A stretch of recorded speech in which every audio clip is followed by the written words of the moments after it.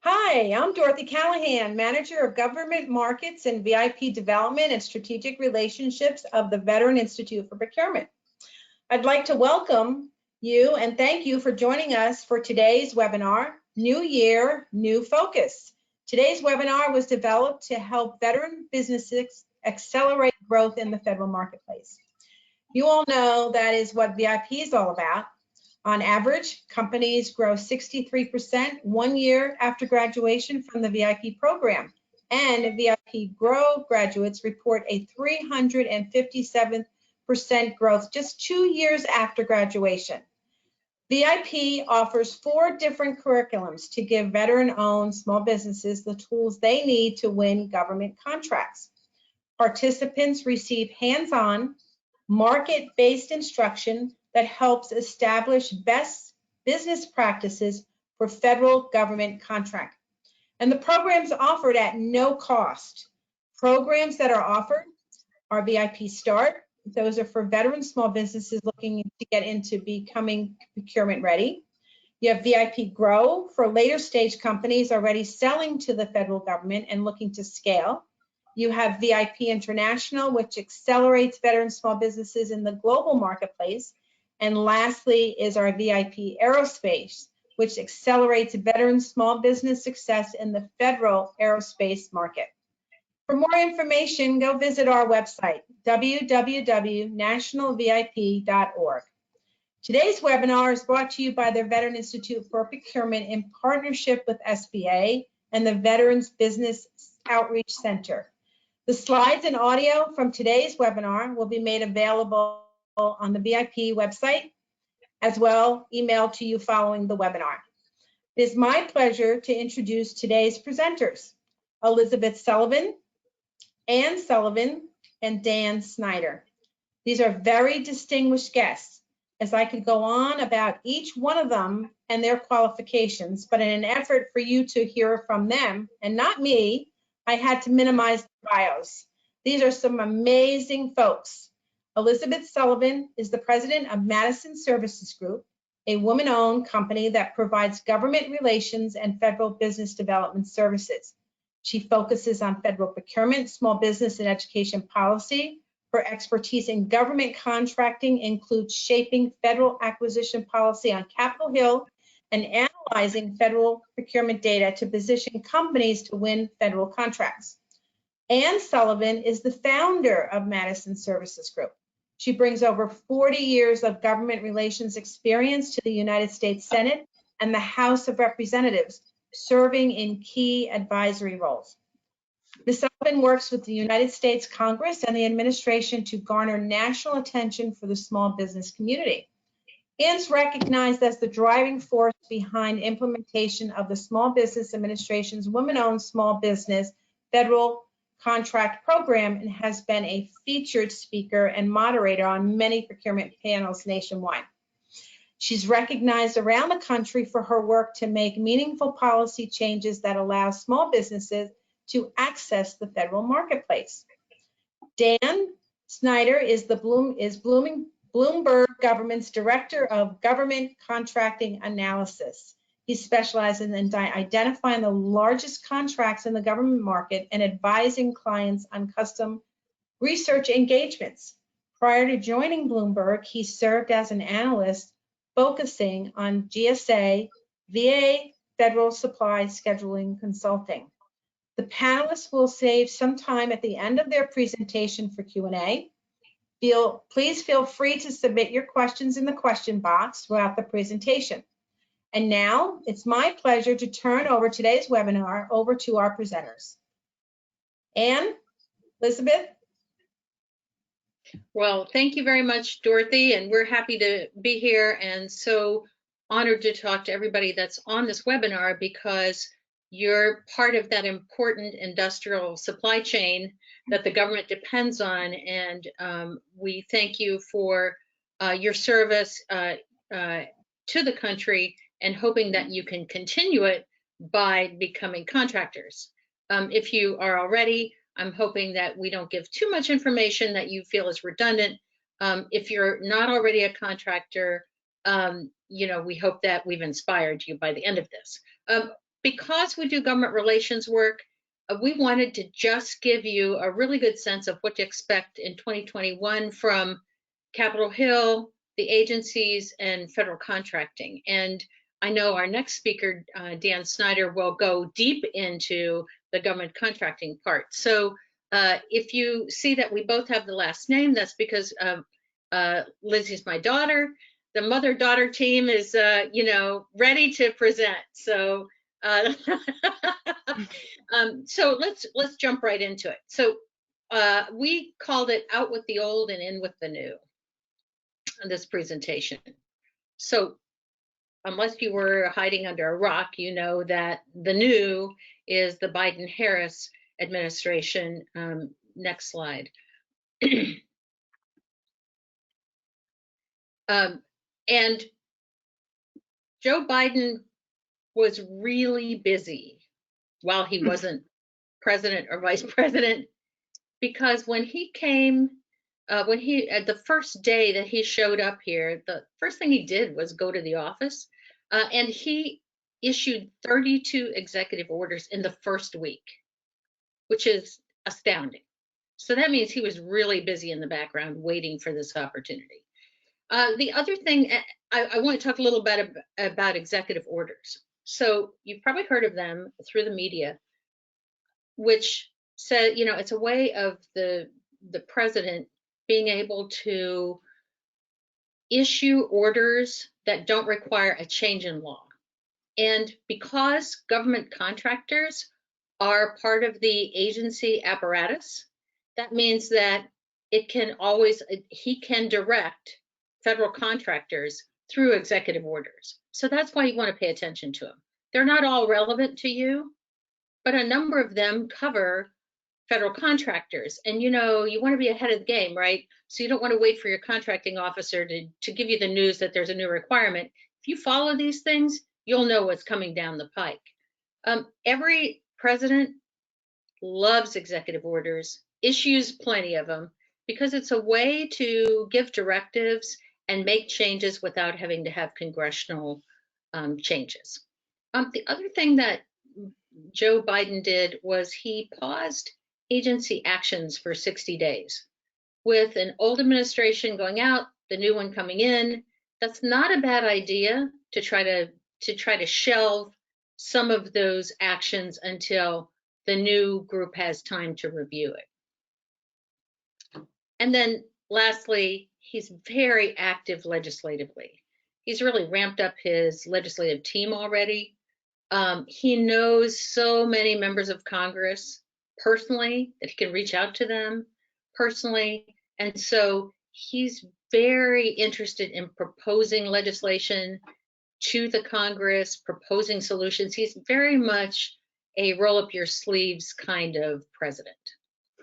And Anne, I would note for federal contractors, one of the executive orders that you should look up and pay attention to if you're a domestic manufacturer is the Buy American order.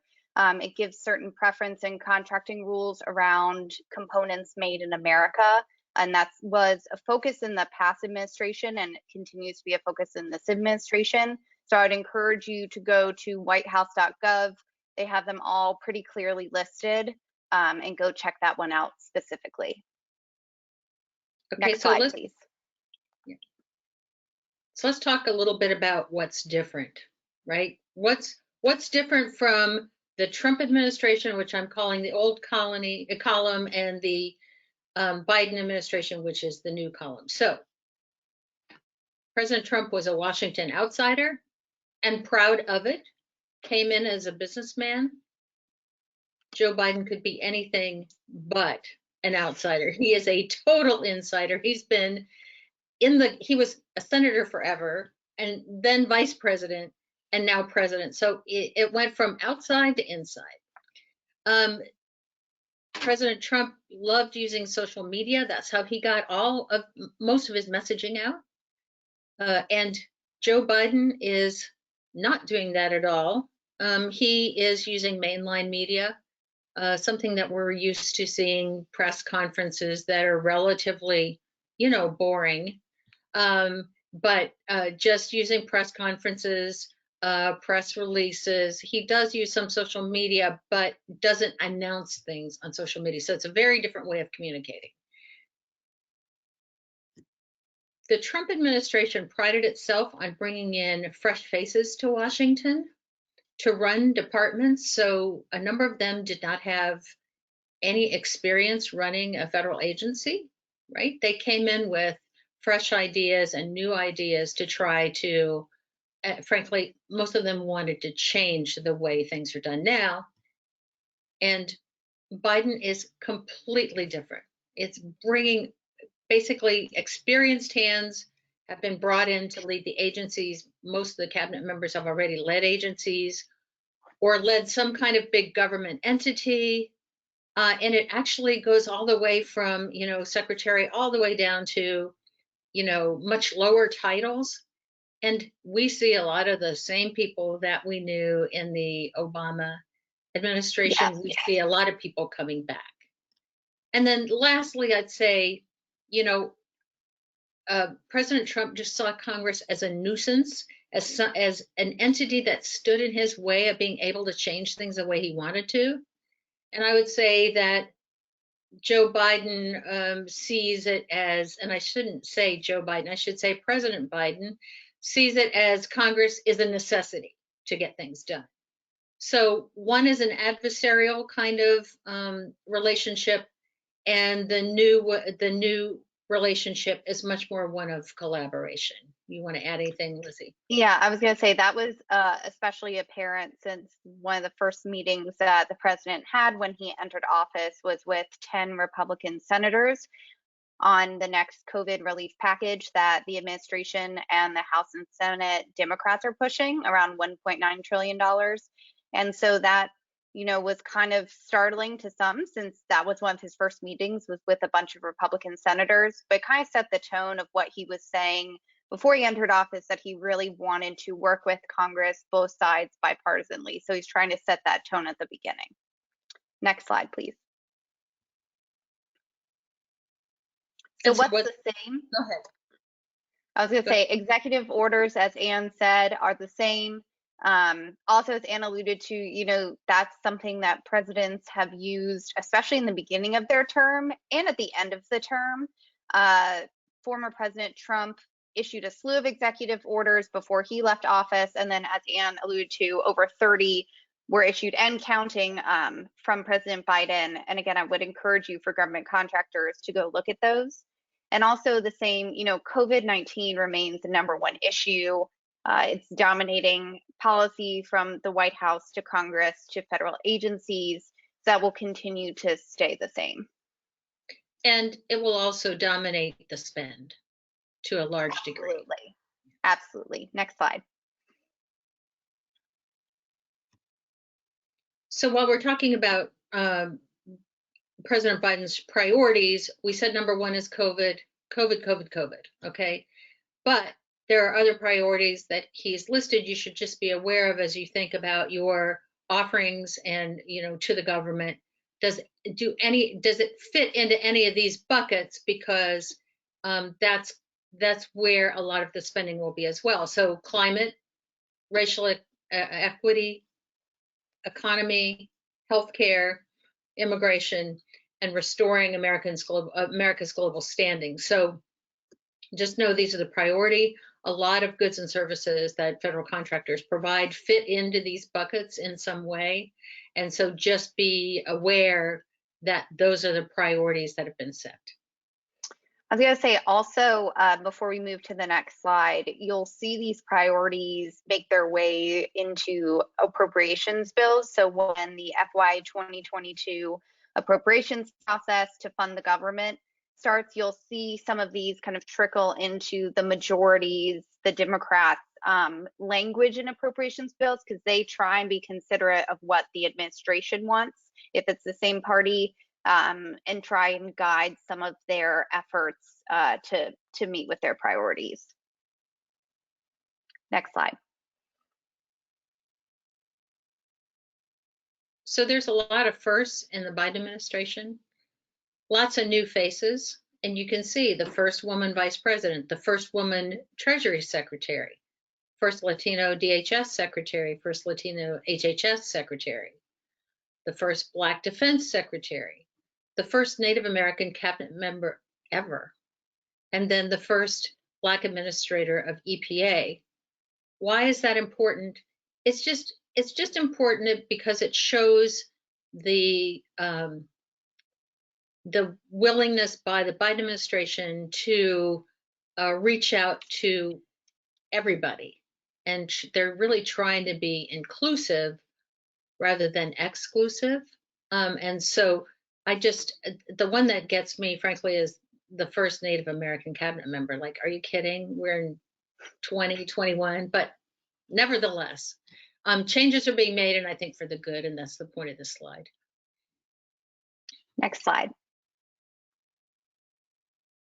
So the presidency changed, but so did Congress. The Congress is, we're now in the 117th Congress. The Congress is every 2 years, a new Congress, a new session is entered.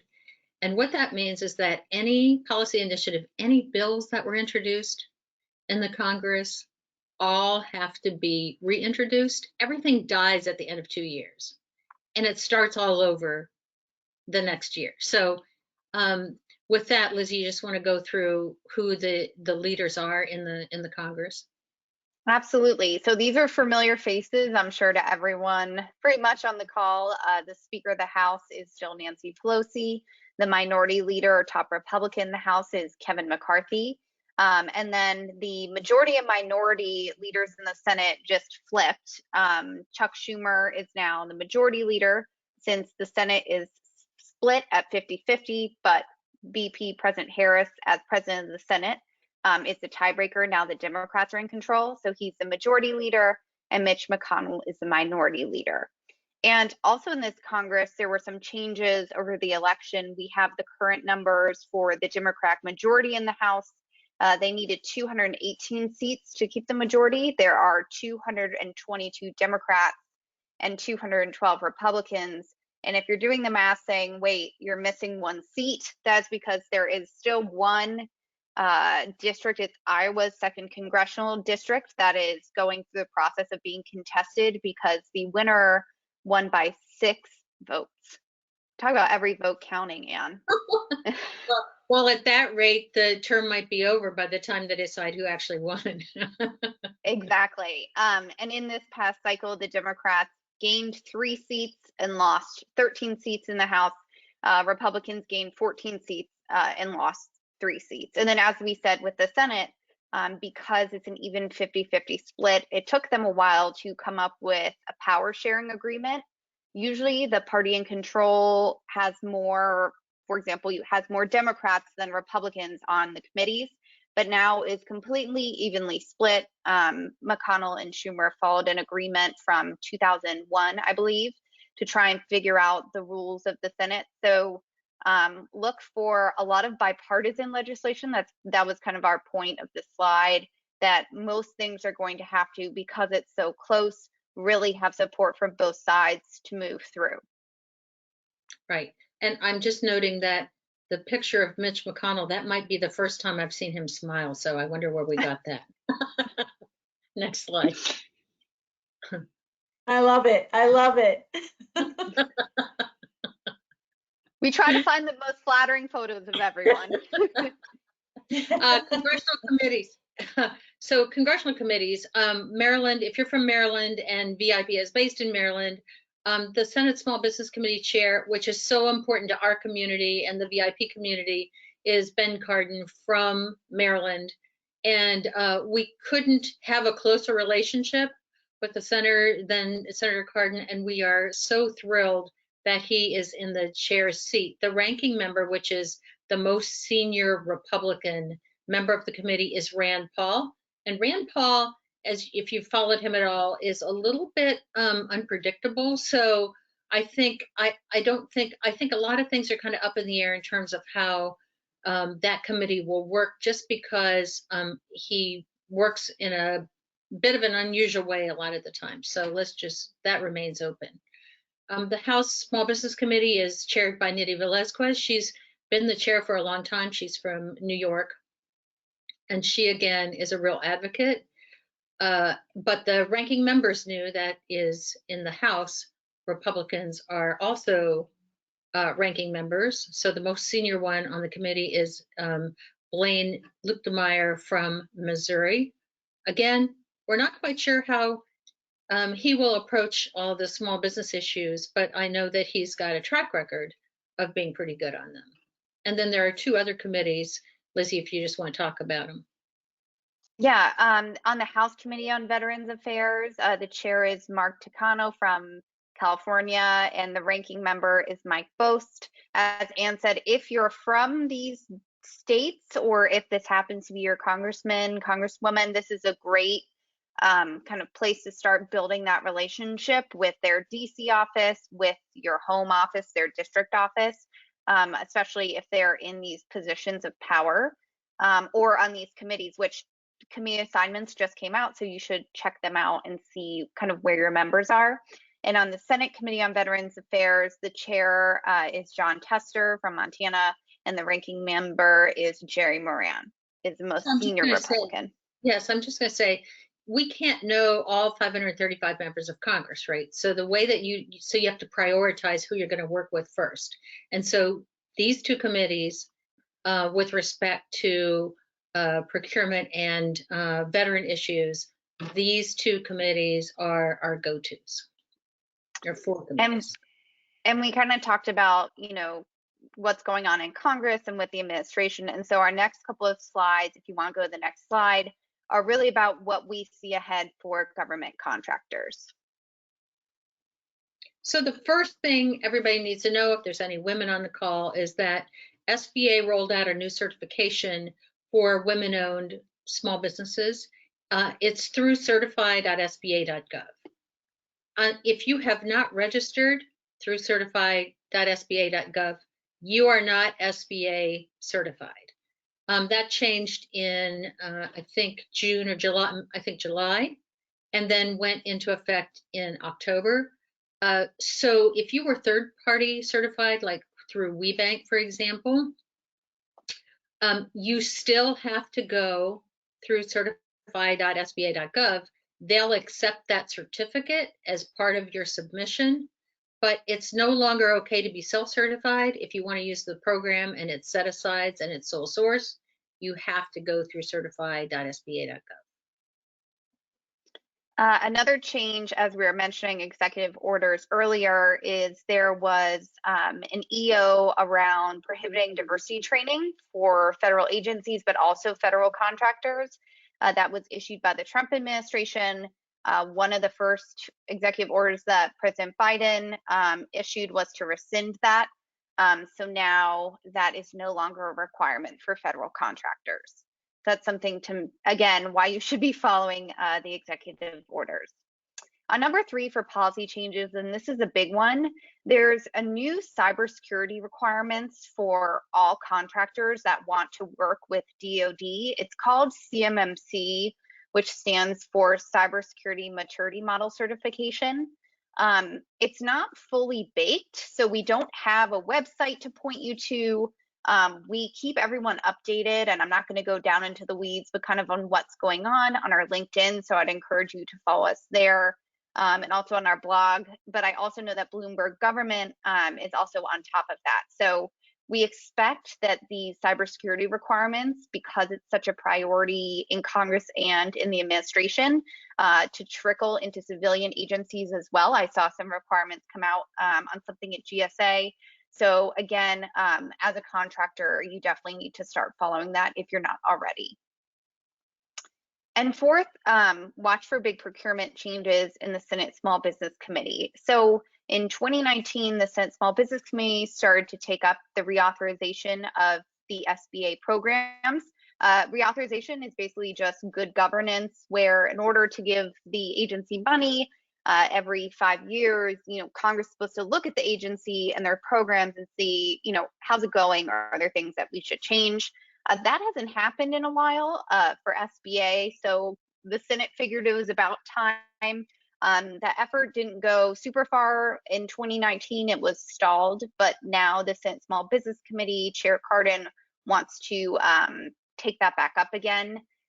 Again, there are lots of big procurement changes for small business contractors in the bill, but one of the things that I want to bring to your attention is the biggest one that we've been working on, which is the change around sole source awards.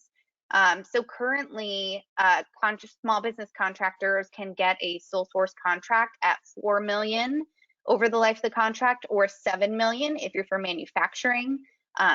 As you all know, that's pretty small potatoes when it comes to government contracts. And so we think that because the way that the government is buying with bigger and bigger vehicles, it's time to increase those amounts. One of the things that the Senate had proposed earlier was that it would change the amounts to 8 million and then 10 million for manufacturing each year instead of over the life of the contract. So now instead of 4 million over 5 years, which is less than a million a year, potentially if you're manufacturing, you could get 50 million over 5 years through those options. The other thing that's a component of this change was eliminating language that the contracting officers often interpreted as you have to be the only one in the whole world to do something for sole source. There's language in the SDVOSB, Hub Zone, and WOSB programs that is not in the individually owned 8A program. So in order to kind of harmonize those requirements, encourage the contracting community to use sole source as a way to get dollars in the hands of small businesses, this is a change that could be made during this reauthorization process. Well, and our team will push hard for it. I mean, we pushed really hard to get it this far, but now we need to get it over the finish line, and we won't give up. And everybody on the call, we hope that you'll support our efforts as we continue to press for those. It's really important for the veteran community, the women-owned community, and the Hub Zone community. And then last, PPP loans, the second ones are now available. There's a guide at SBA.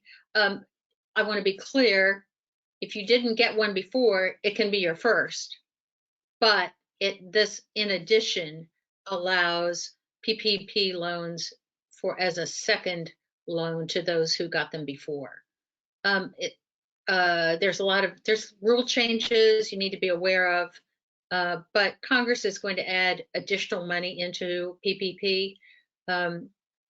Also, it looks like they're going to add a restaurant program to that component. So there's additional help coming through the next stimulus, which is being formulated as we speak. Next slide. Anne, you want to talk about good news and some challenges? Okay. So the good news is that it's the highest government spend that I've seen in, I think, all my years, actually. Something similar was in 2008 when during the Obama years when there was a stimulus, but that was small potatoes compared to what's being spent now. Now, we're not going to get into a discussion of whether you think that's going to a bad idea because of raising the deficit. We're going to talk to you as government contractors an opportunity, right? So that's the good news. It's a really high government spend. More good news is that IT spending due to telework is really through the roof when it comes to government agencies. And there's $9 billion proposed in this new stimulus bill that's making its way through Congress for the IT Modernization Fund, which is administered by GSA and helps agencies modernize their programs. So, that's something I would be looking at if I'm an IT vendor. Spending with small businesses is higher than ever. Most of the time we're complaining to the SBA about the government not meeting small business goals. And actually last year they just busted through everything. So in that respect, it's good. But the challenge is, yes, there's more spending. Yes, they're giving more to small business, but they're giving them to existing contractors, and agencies are using much bigger contract vehicles.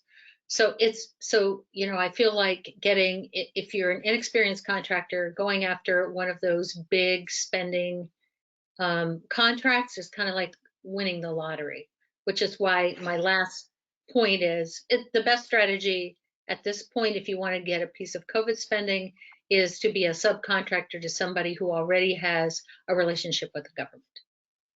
Exactly. And as an IT contractor, I just want to note for everyone, one of the things that we're really excited to see, and I know Anne spent a lot of time over her career pushing for, there is a government-wide acquisition contract coming out at GWAC, which is IT only, out of GSA Polaris for small business. And what she's been pushing for, and we're excited to see, are tracks for women-owned small business and hub zones, so they can get, a share of the dollars in that vehicle. Last And slide, please. If you're an 8A, 8A stars would be the equivalent of what this new Polaris contract will be looking at in terms of small businesses. Next slide.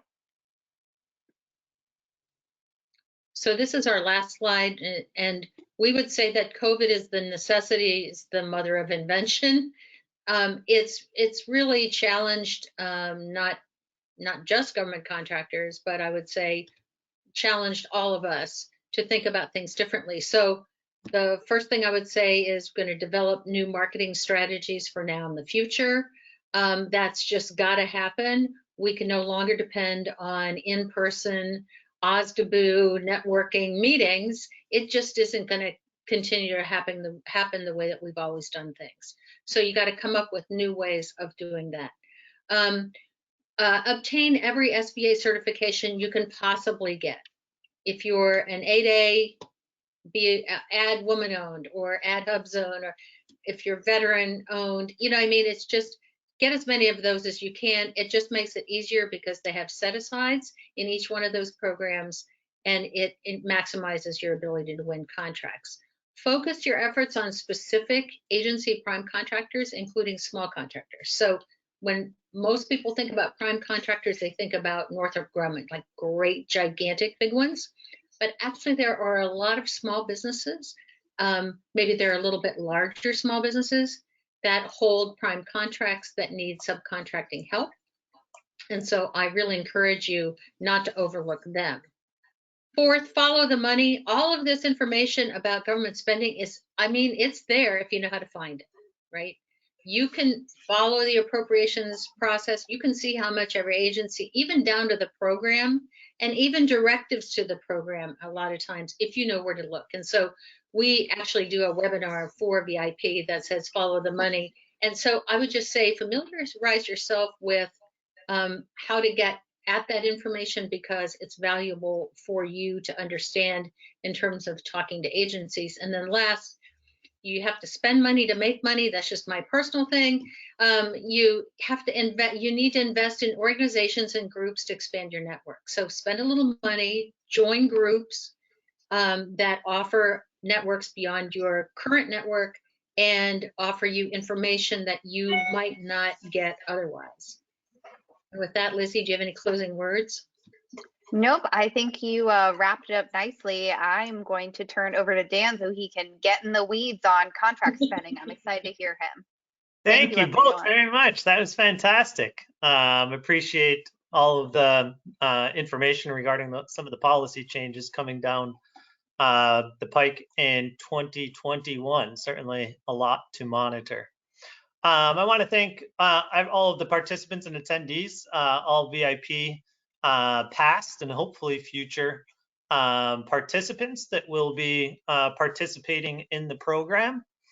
And I'll wait to get the slides up here hopefully soon, and then I can kick off with my portion, which is focusing on many of the spending trends that Anne and Lizzie alluded to, as well as some of the opportunities that we are anticipating to be most dominant in fiscal 2021. So we can go ahead to the next slide, please.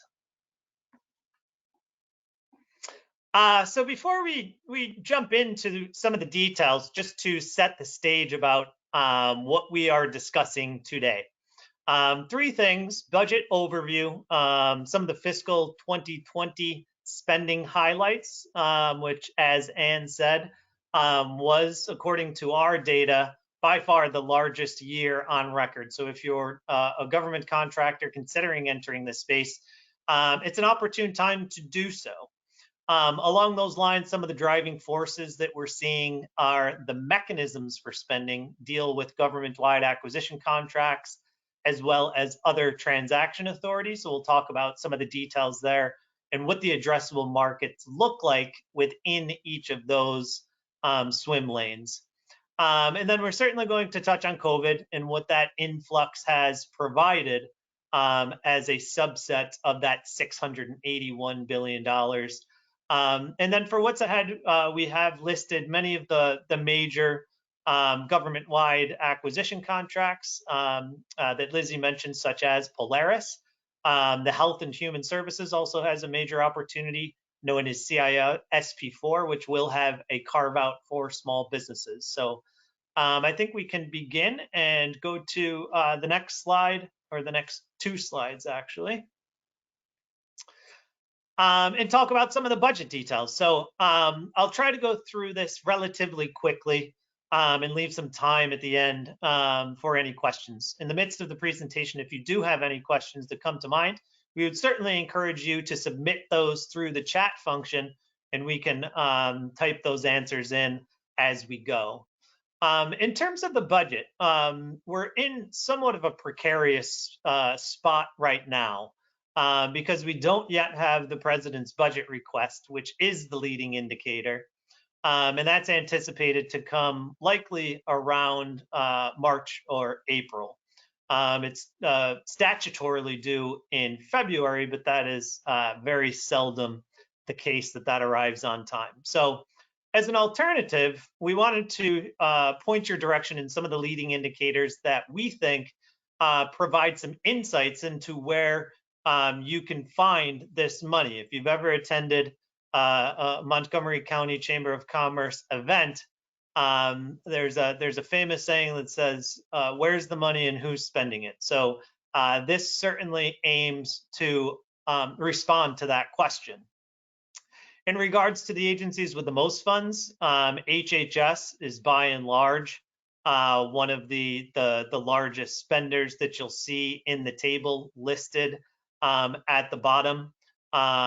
You'll also notice Homeland Security has a larger budget, and then on the civilian side, also in lockstep with DHS, Veterans Affairs also has a very large purse of spending, discretionary and mandatory, that is expected to be appropriated. But if you look at that middle column in the center, the labor, HHS, and education certainly outpaces any of the other categories. So I didn't necessarily have the time to go into all the details for the budget, but I will leave you with the appendix, which, if you want to see a breakdown by agency in terms of how CMS is spending, you can refer to the tables in the appendix and do your due diligence accordingly. Let's go to the next slide. Okay, within the context of those budget details, we just wanted to highlight a few that spoke directly to government contractors. There's certainly a lot more that you can glean from that. You'll notice HHS is not explicitly represented on this slide, but in terms of what the language is saying directly to contractors, is the defense is certainly within the range of what they have been allocated in previous years. It's a little bit less, but still in the vicinity of about $700 billion. In regards to cybersecurity, the measure would provide an addition, or $1.2 billion for CISA, which is an emerging agency at Homeland Security that is certainly having an outsized importance in the activities, given all of the interest around cyber. And then two of the other ones are around loan servicing at the education, which seems to be a prominent priority among the Biden administration, as does enhancing and modernizing systems to more effectively submit your taxes at the Treasury. Next slide. Okay, these next 3 slides are in terms of how the budget shakes out. And the one important thing that if you're analyzing the budget numbers that I think you can extract from this is what are the themes intertwined within each of these numbers. So overall, we've seen a marginal increase year over year with regard to civilian defense and intelligence IT budget requests. But what are they buying? What are they investing in? So some of the themes that we would extract throughout those budgets are around this initiative known as Cloud Smart. Certainly enhancing cybersecurity is and will continue to be a main priority. And then as Ann and Lizzie alluded to, this push towards digitizing and making the interface for customers, which are like taxpayers, more user friendly. And that's done with artificial intelligence and some of the digital services investments, which you see in the middle of the slide there. Next slide. So that's what the budget actually says. But the one thing that we also wanted to highlight with this slide is that it often is larger than what the budget actually allocates.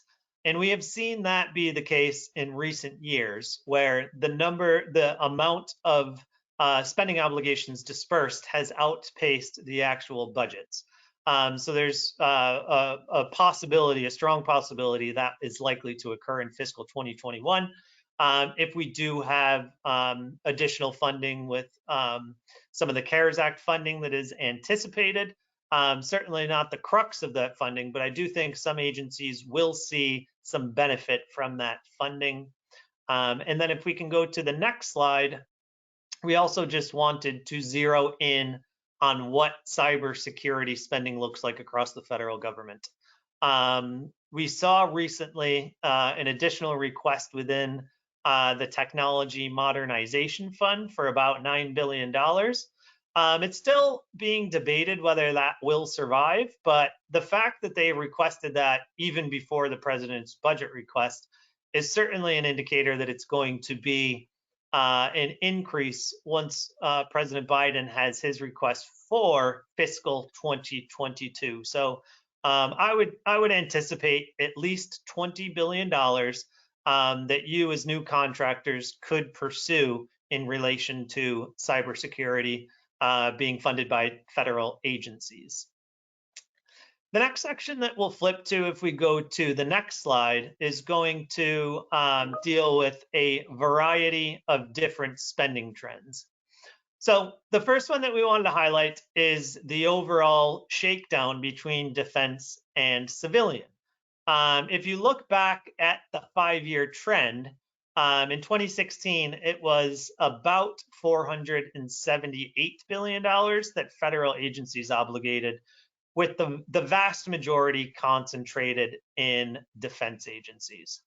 If we fast forward to fiscal 2020, we still see the vast majority highly concentrated in defense agencies at the Pentagon. But as we saw in 2020, this was just a breakout year.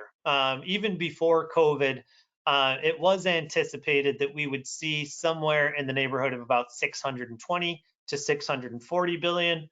Once the additional funding with COVID was sprinkled on top of that, the final numbers, which were determined at the end of December, were reported as 681 billion. Now, what do we think that means moving forward? Well, there's certainly a lot of new spending that's going to occur related to the pandemic, but it's unlikely to be as high as it was in fiscal 2020. And as a result, we're forecasting here at Bloomberg Government somewhere in the neighborhood of about 660 billion that I think you would anticipate being seen once this final year comes to a close. Next slide. So what did COVID actually do to the bottom line of the Treasury account? What we wanted to highlight in this slide is the overall impact month over month. So we did see a tremendous spike right at the onset of the pandemic when we all began working from home in the months of March and April as the PPP equipment was first getting out of the gates. That resulted in about half of the spending, or over half of the spending, that we recorded here at Bloomberg Government in those months of March and April.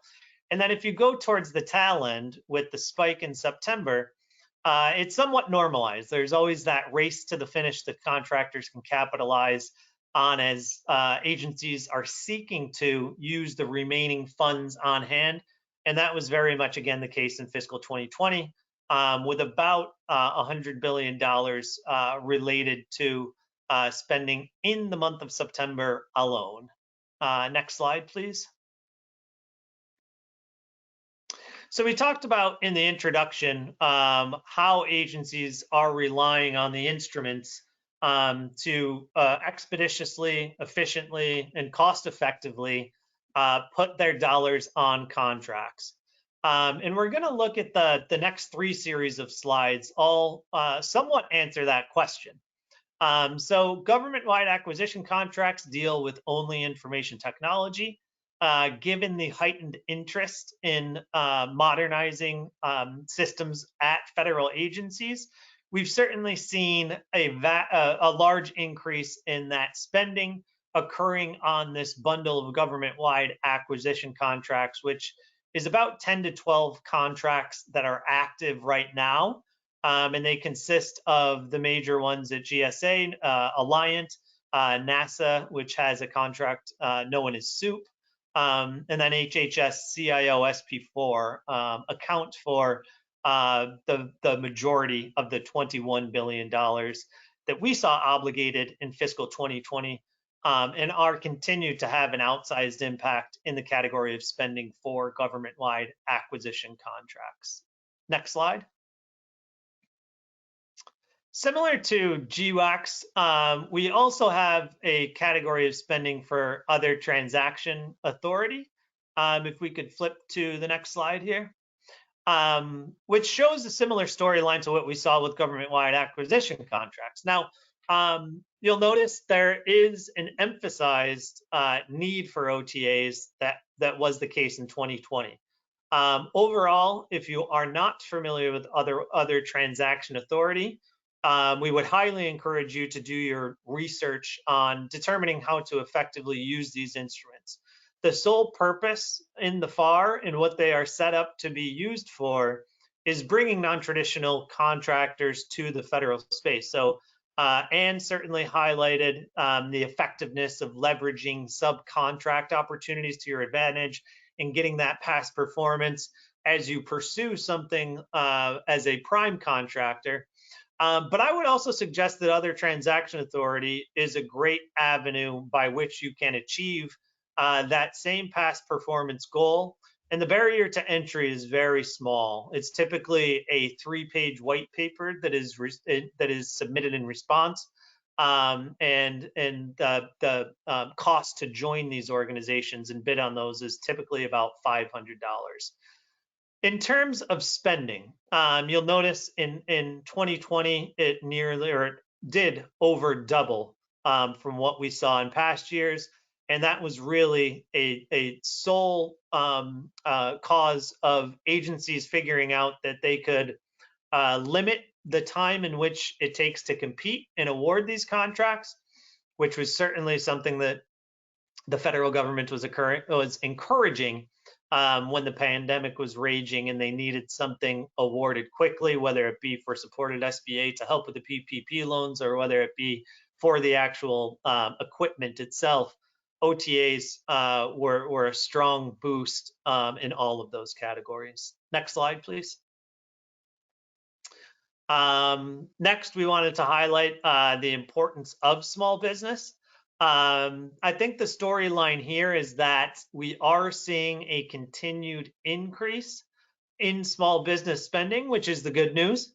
The somewhat not so good news is it has followed a similar trend line in lockstep with what we have seen in that overall government spending. So as a share we're hovering right around 22-23% in terms of recorded amounts by agencies, which amounted to $144 billion that would be addressable to small businesses in the last year alone.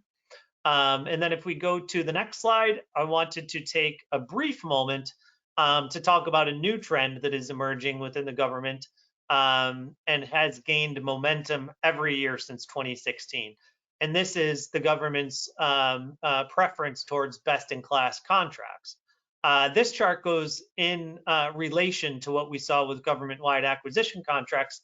The majority of those are classified as best-in-class contracts, which is a bundle of contracts determined by the government to offer favorable pricing as well as effective requirements for agencies. So if you can get a spot on those GWACs, which are best in class, you will find yourself in the addressable market for about $48 billion, according to the Office of Management and Budget's designation for those contracts in the last full fiscal year. In terms of what's ahead, we can flip to the next slide, please, or the next two. So some of these were very much mentioned in the previous portion of the presentation, and we think some of these will continue to remain important throughout this year. I know Ann and Lizzie focused on the importance of telework and really the force that required agencies to shift to stuff like the cloud, to shift to telework and having these remote meetings. And we certainly expect that to be the status quo moving forward in fiscal 2021. So that's going to impact your dialogue with contracting officers, and it's also going to impact your addressable market. I know we had Dana DC, and he said he moved about 1 million people at the Pentagon to the cloud. So that is going to come with a cost, and by virtue an opportunity to federal contractors. If we go back to the first one, we certainly anticipate COVID to have a significant impact in fiscal 2021 spending. We pegged our $43 billion or so based on the government's flag. So they created a unique identifier which enables us to track that spending. In fiscal 2021, as I mentioned, it was about $43 billion. It may not be that large this year as we shift away from the R&D into the logistics to get it in the arms of citizens. But that's certainly going to take some significant investments that will drive up the overall spending obligations.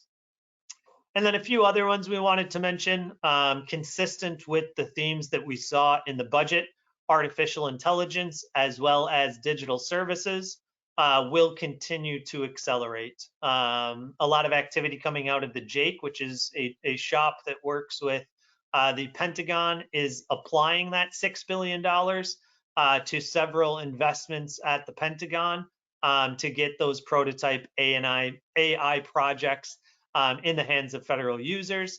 And then similar to that, as I mentioned with digital services and modernizing all of the IT systems at agencies like VA and SSA and IRS is going to fall within that category of digital services. And there should be a surplus of opportunities and solicitations being released by federal agencies. And then the last one may not be as relevant right now, but that refers to the reimbursement that was authorized with the CARES Act, but has not yet had any allocated funds along with it. Let's go to the next slide. In the interest of time, I'll leave this in your hands to defer to later. But we wanted to identify which markets we see as having the most growth in fiscal 2021 from a strategic perspective, so you can plot out where to allocate your internal resources and where the biggest revenue payoffs may reside. So we'll leave you with this as a reference for later. And if we can go to the next slide. Just a quick look at some of the major opportunities that are currently available for bid. We listed 20 of them. This slide right here is the top 10. The top one is available to small businesses, and it is a contract at the Navy for $50 billion, and that is to join the existing pool of contractors that are on that vehicle right now. And those bids are coming due in February. So not a tremendous amount of demands to submit a proposal, but still some time left. The more important ones that I would point your attention to are CIO-SP4, which is a $40 billion government-wide acquisition contract that will have a tremendous amount of importance throughout the next 10 years. And then also the vehicle that was mentioned in the first portion of the presentation around Polaris, which is a carve out specifically for women-owned and hub zone businesses. And that came as a byproduct of the cancellation of GSA's Alliance 2, which had a cancellation after some protests that had merit, and the agency was forced to cancel it. And in my opinion, they had a good alternative turned around relatively quickly in the form of Polaris. In addition, we'd also point out if there are any IT hardware companies on the line, First Source 3 is a tremendous vehicle, $10 billion, that is coming out of the Department of Homeland Security. And then some of the others are across the board at Pentagon agencies, such as the Defense Enclave Service, which would be reserved for agencies or for companies that are larger in size, such as Amazon Web Services, Google, and some of those other companies, but are not something that you should disregard completely, because there are going to be a tremendous amount of subcontracting opportunities that flow from those. Next slide. And then lastly, the balance of the opportunities overall. Some of the ones that I would mention again in regards to small businesses or what have a larger pool of bids available, the IT Innovative Program for Strategic Sourcing at the Department of Transportation's FAA is expected in the last quarter of this year. And then there's also an opportunity to help with the award eligibility that we mentioned at the Department of Education. And we can go to the next slide, which I think is close to closing it out, strategizing activities. And mostly this consists around what we think will continue to have bipartisan support. Many of those IT modernization trends have buy-in from both Democrats and Republicans and are likely to be funded once we do have a budget in place in the coming months. Next slide, please.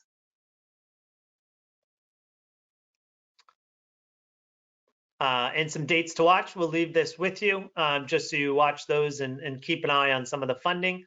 And I think that will do it for me, and I will turn it back over to you, Dorothy. Great. Thank you so much, Dan, Lizzie, and Ann. That was great information, I'm sure, and hope everybody enjoyed that. We are at 2:58, so we don't have a time for a lot of questions, but I think we can get a few in here. So I think, Dan, this might go to you. Is OTA a way to avoid DCAA requirements? Or Ann, Lizzie, if you know. I can hop in there. So they are still applicable, the DCAA regs. It avoids some of the procurement rules that are listed in the FAR. If you have a cost plus type competition, or you're structuring the competition as a small business set aside, there's a lot of rules that you have to follow, which typically takes about 6 to 9 months by our estimate. And the OTA shrinks that competition time frame down to about a month. But they are still prone to the audits. The government's got to make sure that they're not getting cheated, so they'll still take a look at those. So is there any effort in edge computing? I think you mentioned a lot of the different, but then there's focus on, question about edge computing. Yeah, so that actually ties into my first question, or the first question from the audience about OTA. Just today or yesterday on the 9th, there was a major one out of the JAIC, which is that shop at the Pentagon. And that is what's known as a commercial service offering, which is a little confusing because it's what GSA uses to use the Pentagon's authority under the other transaction authority. But all you have to know is it's the same thing. They rely on the same rules, and that includes a large component of edge computing. So if you look at the JAIC, there's a solicitation just yesterday, sources sought, that's coming out fairly soon. Okay, so we're at 3 o'clock, and I think we're kind of closing this out, but I really want to say thank you to all of you for your time today in attending the VIP VBOC webinar and to the SBA for making this webinar possible. I'd like to ask you to please take a moment to complete the very short survey that will be sent to you immediately following the program. Your feedback's very, very important to us. In addition, the questions that were not answered, we'll take those down and reach back out to our presenters, Dan, Ann, Elizabeth, to see if we can we'll get responses for you. And I want to thank you and wish you all continued success in 2021. You're walking away with a lot of good information, so go with it. Follow the money. Thank you. Thank you. Thank you. Bye. Have a great day.